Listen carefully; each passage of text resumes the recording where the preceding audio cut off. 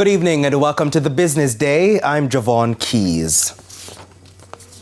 The Economic Program Oversight Committee, EPOC, says Jamaica's spending has been within budget. Chairman of EPOC, Keith Duncan, says Jamaica's expenditure minus amortization was $454.8 billion.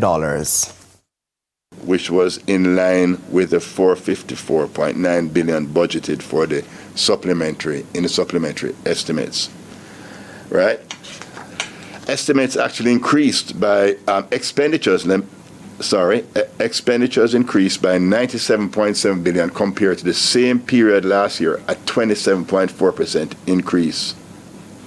This was underpinned by a $74.9 billion increase in employee compensation from $133 billion to $206 billion.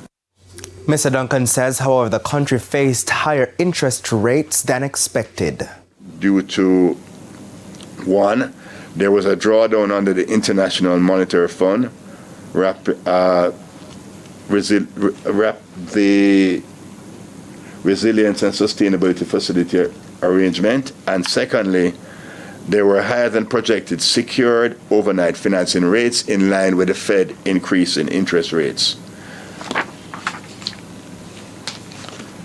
Total expenditure for April to September were marginally in line with budget.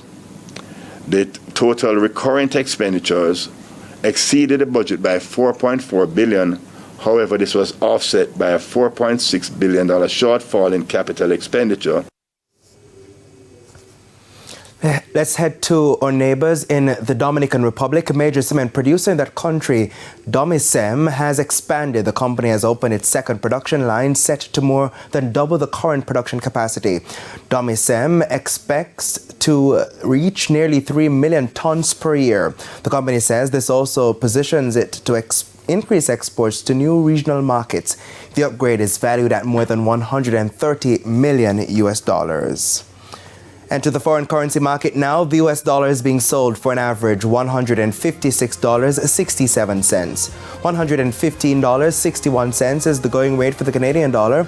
The average cost for the pound is $196.73, while the euro is selling for $171.07. That should be $170.42 as displayed.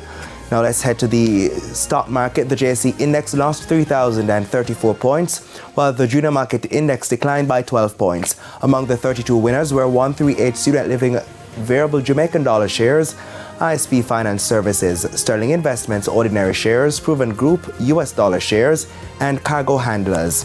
The 44 losers included Simony Group, the Jamaica Stock Exchange, Medical Disposables and Supplies Limited, AMG Packaging and Paper Company.